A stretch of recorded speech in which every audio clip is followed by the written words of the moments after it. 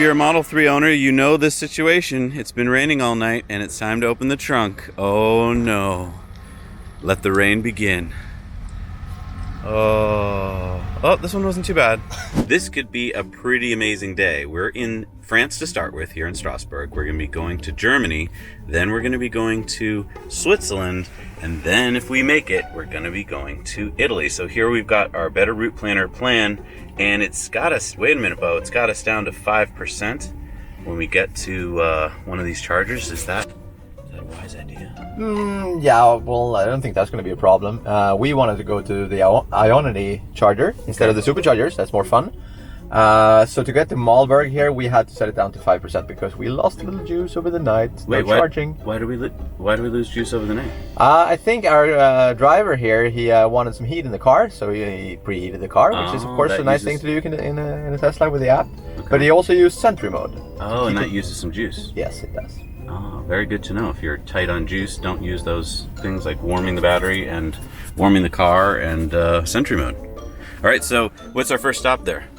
The first stop seems to be Malberg, if we can make it. It thinks we'll get there with 7% juice. All right. According to Tesla's navigation, we're going to get to our first Ionity charger with 9% in the battery, as opposed to Bo's plan, which will get us there with 7%. Let's see which one is more correct. Challenge on. All right, we're pulling into the Ionity charger. We've got 7% on our battery, and let's look and see if we can find the Ionity chargers. We have officially pulled into the charger. I would say that's official. If we look at the battery state of charge, it is at 7%, and that is exactly what a Better Route Planner predicted. All right, so just a reminder, you take this handle here, which is nice and easy to hold. You're gonna plug that in first. We're gonna come over here. First, we're gonna flash our little plug surfing badge, go up to the screen, it's waiting, it only takes a second, hit the start button, and you're good to go. And let's see what kind of numbers we're getting here. We're up to 66 kilowatts. I'm wondering why it's not higher, but maybe it's because the battery's not warm yet. All right, so back in the car, and we're looking at our data coming from a Better Route Planner.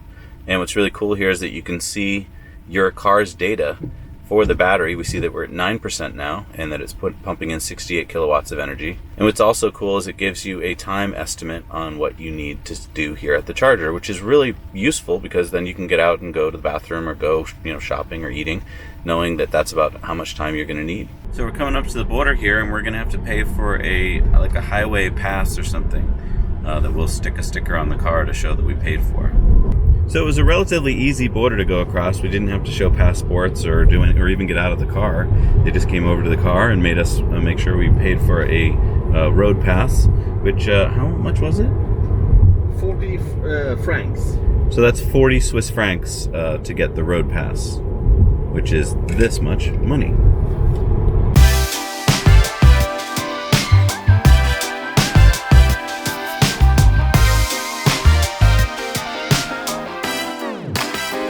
So we're charging here in Switzerland at an Ionity fast charger. We're getting 120 kilowatts, and I want to show you something neat that I just saw. So these are the two pylons that keep you from backing into the charger. But if we zoom in down here, there's a ring around the charger at the bottom. It says www.signal.switzerland, and these are LEDs. I think this ring of LEDs lights up when the charger is either in use or not in use. I don't know. If someone has experienced this at night, please tell me.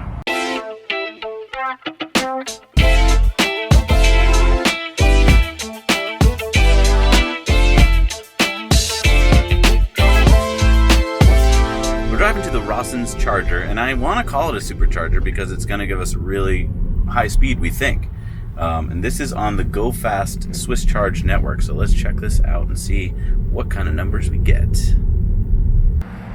Okay, so it looks like we've got the DC Type 2 plug here, and we've got the CCS plug here. It is a Go Fast, and it looks like we're going to be putting our RFID chip there, is my guess. We're going to put our plug surf card there. There it goes. And it shows a little car plugged into a outlet, which is cool. And it says that we've got an 18% battery, so it's talking to our car. It's giving us, let's see how many kilowatts here. Okay, it seems to have leveled off around 122. Let's go see what it's giving us in the car. 120 exactly. So again, the car is limiting the charge to 120 kilowatts. And that's fantastic. Look who's joined us here. We've got our buddy in the Audi e-tron. coming in for a charge. I just want to point out again that this Audi e-tron is pulling 140 plus kilowatts on a 95 kilowatt hour battery. Let's just show this over here. So yeah, he's got a 95 kilowatt hour battery. He's pulling 143 kilowatts and he's at 53% state of charge. That's amazing. Another cool thing we just learned about the Audi e-tron is that it's got DC and AC charging right here on this driver's side port. But if you come over to the passenger side port, there's another port right here, and this port has AC charging. So you can get whatever you want on the car. Oh, and finally, the one thing I really like about these Go Fast chargers is that they're quiet. Look at this. I mean, there's a car pulling 143 kilowatts, and I'm gonna walk around the charger, and you can hear a little fan right there, but there's no like high-pitched squeal or any of that normal sounds that you hear. Everything is inside this charger, which is really cool. So this allows for 2 cars to charge, and it's got all of the transformers, all of the big power equipment inside this box, which is really neat.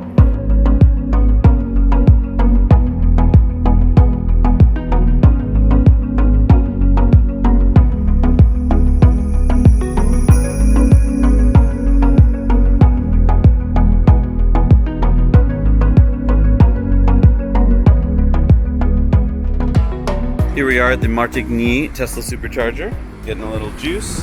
Don't really need it, but it's always good to have when you're going up into the mountains, and you get that beautiful mountains in the background. So I'm gonna give this one a 9 because the view is gorgeous. It's right off the highway, and half of them are CCS ready for Model 3. And if you're looking for some yummy vegetables and yummy food while you're here, this looks like the place to be. So, you know, if you stop here at this charger, you get to come over here and have your lunch or whatever out here. And oh, look at what the kids can play with. A little excavator. Let's go play with that. They're windsurfing over here. Oh, yeah. You can do a little windsurfing while you wait for your charge.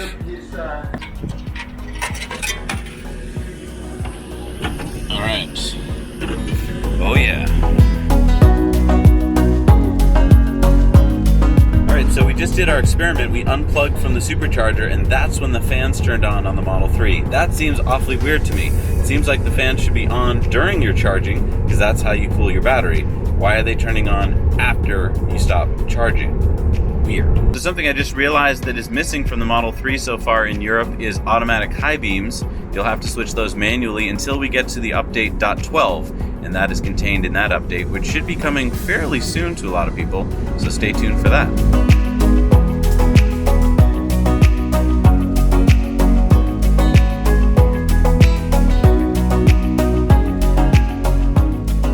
Alright, so we're about to enter the tunnel. This is a long one, and it costs quite a bit of money. This costs 72 francs to go one way through. So it's going to cost you a lot of money, but it's going to save you a lot of time. Here we go.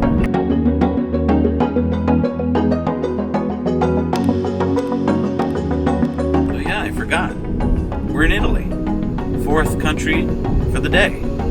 Welcome to Italy.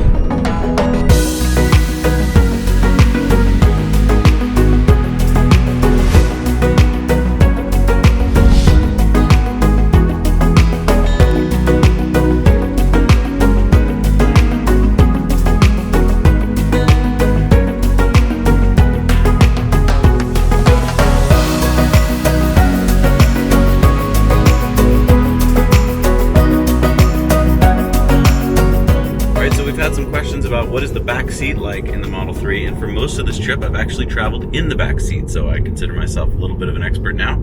These seats are firm. Your butt does get a little bit tired. It also gets a little bit warm because there's no ventilation in the seats. So the armrest is nice. You can put drinks here, you can put your cell phone in here. It's got little grippers and it's good for your arms, but there is plenty of leg room back here, and also there is this wonderful view that you get out the roof of the car. So I'm very happy with backseat driving. All right, so we made it to Cervinia. We accomplished our goal. We're just going to be driving up the mountain to a little bit higher elevation.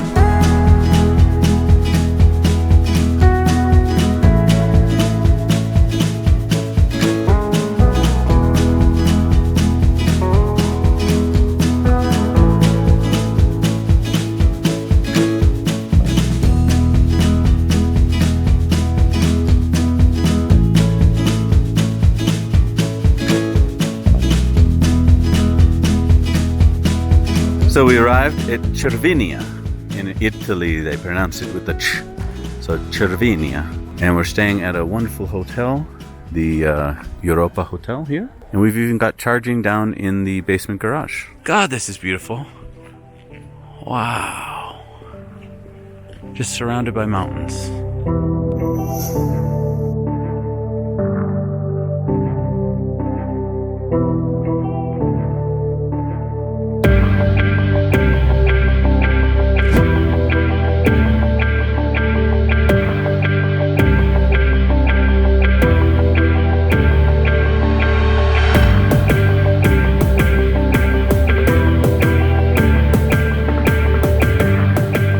All right, well, I'm so lucky to be with Alex today. I can't even pronounce the name of your German YouTube channel. Can you name that for me? Sure. It's called Elektrisiert, which, if you would want to translate it, would mean like electrified, I guess. So it's about electric cars. Surprise. Okay. That's why we're talking, right? I'm happy to meet you.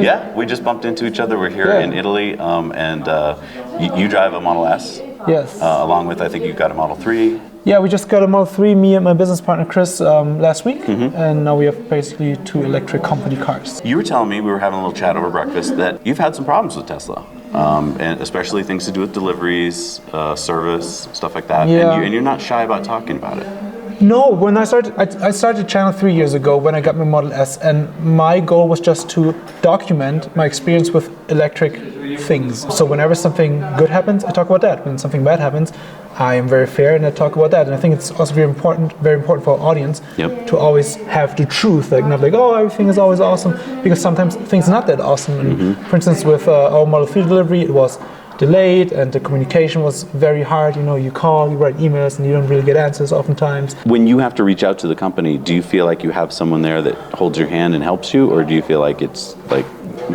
I'm super lucky that I found that person, yes. So I ask questions, don't really get answers, don't really get help. And then I found this really amazing guy who was just like, I'm good, this is not my responsibility, but I'll take it on. You deserve answers, and I will just try to get you answers. So now I can talk to him. But that's so rare, right? I mean, you had to find that person. Yeah, it took me a year. And you're so a year, and you're lucky because you're a YouTuber, so you probably got a little extra, maybe. No, that is kind of cool. I think the Tesla doesn't really treat us any better. They should just treat anybody like a customer that spent 100,000 euros. Right. So anybody that spends 100,000 euros should be like a premium customer. That's a really good point, because you're absolutely right. I don't want to be treated any differently, but I want to be treated better than I am. Right. Yeah, just you spend a lot of money for a car where you have more than one Teslas.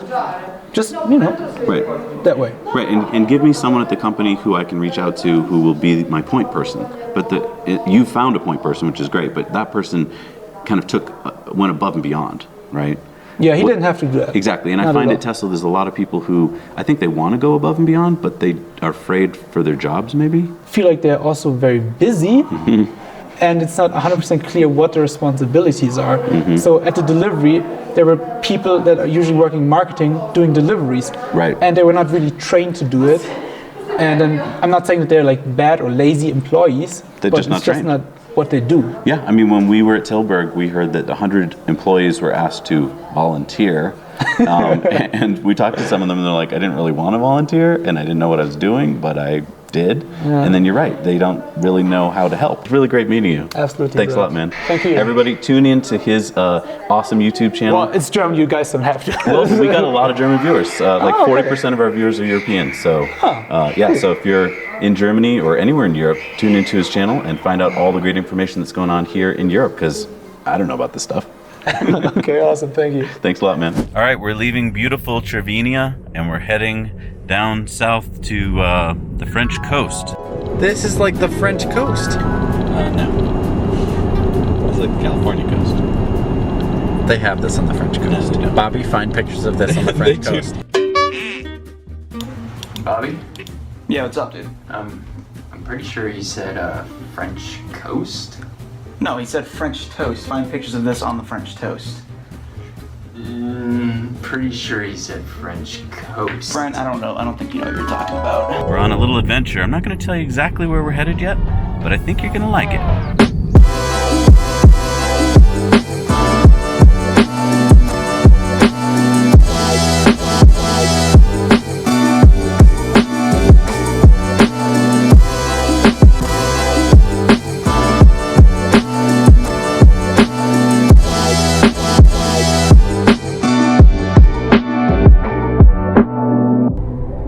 out of the mountains, coming down into the valley, going towards Torino, Italy. And then we're going to be heading even further south. When we were in Cervina, I didn't see any other Teslas. I haven't seen many electric cars at all. I've just smelled a lot of diesel cars. I hope to come back someday soon when it's completely electric and it smells beautiful.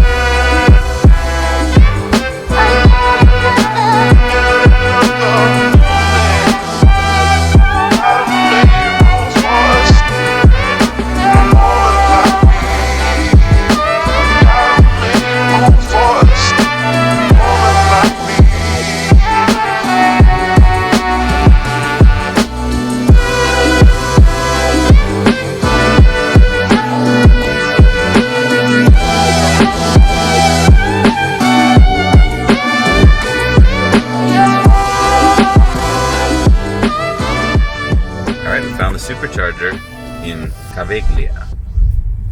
Where did they put them? Oh, there they are. That's so nice when they're lit up red, you know? It's so great. The last two are for us, except we're being iced by a Model X. We're in the Italian Riviera going to a supercharger in Varazze. Alright, so there's only 2 superchargers that we can park at, but both are taken up with Model 3s! This is so exciting! Yay!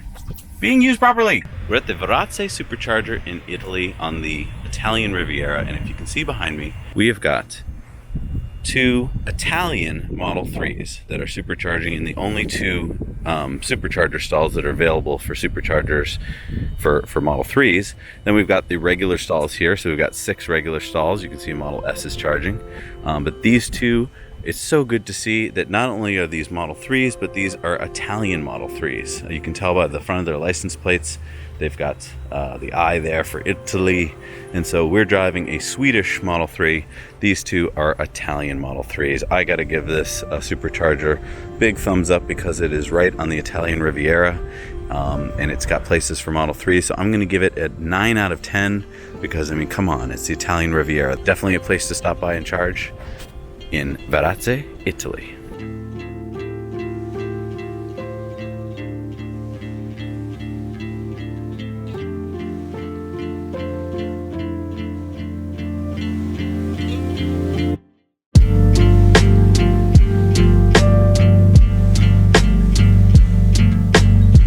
Thanks so much for watching Now You Know. We work hard to bring you videos about things that we think you'll find useful, but we need to know from you what you want to see, so leave your comments below.